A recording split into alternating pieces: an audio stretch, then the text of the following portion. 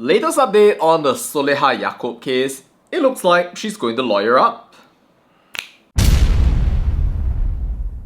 So poops, as much as I would love lawyer up to be this, no bro, she's actually suing IIUM. Apparently she was fired in 24 hours, not allowed to make an appeal, and she rejected compensation. So she's doing the best she can to sue them for unfair dismissal. Well, happy lawyering up, Mina. Oh, and good luck to the lawyer taking this case. You'll need it. I'm sure it's gonna be such an interesting trial where you get to talk about the noble history of the Malays. Maybe you can even demonstrate your kung fu, build a ship for some people, show the truth to all your brain dead, wonderful audience. It's gonna be an amazing time. But gotta say though, there is something very weird about the situation. Like, think about it. This woman says that she got fired within 24 hours, but then the university is saying that it ended her services on the 27th of April. So like, huh? How is it possible that those two things are true at the same time? Well, if she was actually fired on 27 April and then she was terminated within 24 hours with no opportunity to explain, did she just not know? Or if she knew, then why didn't she complain right when she got fired? Also, what's with that 4-month gap between the firing and this whole series of statements going to court? Hashtag fighting for justice and jati diri. I don't know, man. I think someone's lying. We don't know who, but there are so many possibilities and none of them are good. You know, a commenter on the last video was talking about how, oh, there was a huge bureaucracy when it came to firing her. That's why it took so long to get her out of there. But it doesn't matter of the 24-hour explanation. I mean, if the university lied, I guess that the truth would then be that she was fired very recently and not on 27 April. But if Solehah is lying, which is oh so doubtful given that she tells the truth about the flying Malays and also the kung fu, then it's like, is she just trying to get attention and sympathy so that more people are gonna go out there and follow her brain dead takes? Either way, whatever it is, she's definitely trying to become more popular, and she will probably succeed because of the jati diri crowd supporting her like a colony of ants following their queen screaming ikut ikut ikut ikut to defend that queen. You can see it all in the comments, by the way. Just look at all these people. The moment people talk about the Malays, then others are not happy. There are people who are not happy with the studies of Dr. Solehah. Why would anybody like a good person? Oh, God is with us. So these people say, but I can confirm for you, right? These people have never read a single research paper. They're not interested in understanding the truth. They will scream about how all these other researchers out there are looking at sumber penjajah.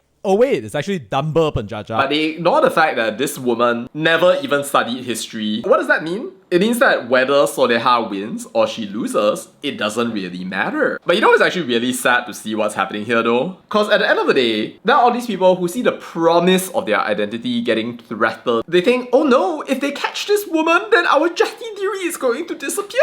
And they will follow her straight into hell. I don't think these people realize. I don't think they're gonna care. Most likely, they can't even understand English at all. But you know, through all of their support for all of this fake news, you can almost like psychologically diagnose these people and their inferiority complexes and how they have nothing to look forward to. Because really, do they even have any culture? They keep on hollowing out any semblance of culture that they have, throwing it away, and then whatever culture that they do have, they never actually develop, deluding themselves, eating these little mental potato chips about flying and kung fu before getting addicted to this grandiose sense that they are more important in world history than they actually are or ever will be. I mean, sure, you can talk about like maritime whatever have you. I'm sure that there was like some role. These people's lives are not meaningless, but did they define the course of world history? Did they influence how empires progress, traded or otherwise? Well, I'll let you decide that for yourself. But what I will say is that, frankly, on my part, I wouldn't care if people said that my culture were irrelevant. I mean, it is what it is and it's bigger than either one of us, right? And if your culture is irrelevant, then there's nothing wrong with that. It's not like your life didn't mean anything. Like, I'm sure that you have your family, your friends, and all the people that you like. Perhaps your life is meaningful to them. Why do you need to care about being recognized by the world and singing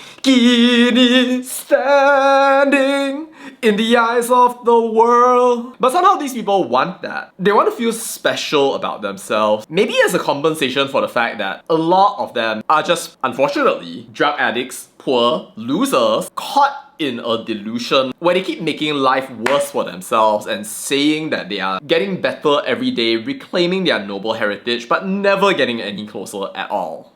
See, there's nothing wrong with your culture being irrelevant. The problem comes when it is irrelevant and you keep saying that it is the best in the world. It's like you're literally trying to polish a turd, dude. You're trying to showcase to the world that you are amazing and everybody should follow you, but there's nothing worth following about you at all. Accept it. You didn't make any inventions. You didn't create anything. There's nothing compelling, artistic, to the point that all of the world needs to pay attention to you, look at you, celebrate you, say that you are actually so incredible, amazing. I mean, these guys are great, but it's because of their individual actions. Nobody in their right mind would associate them with their so-called culture. While you complain and scream about how everybody's an Orientalist, while you can't even accept that your so-called hero is citing The Onion. You know, there's probably some sort of like mental disorder that's associated with this right here. But the more and more I think about this, I really think it's just an adaptation to the fact that these people don't have a lot going for them. And it's easier to lie to yourself and say that people wronged you rather than just sitting down and accepting the fact that you are irrelevant to the world. But of course, these people want to feel like their lives have meaning. We are special.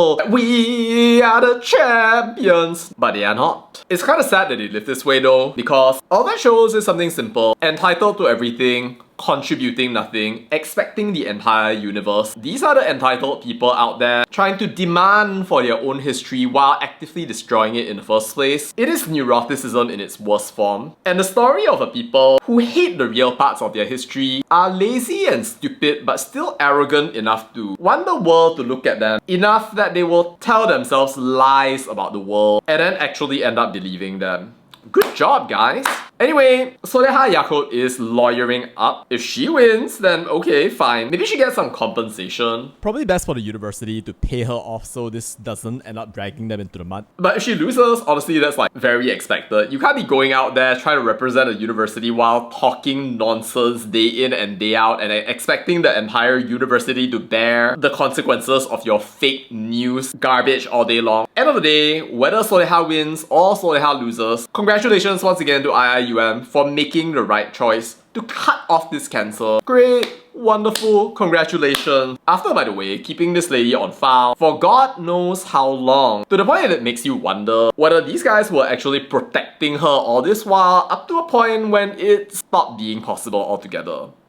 Well, what do you think, Sapoops? Let me know your thoughts down in the comments. That's all I'll say about that, and bye.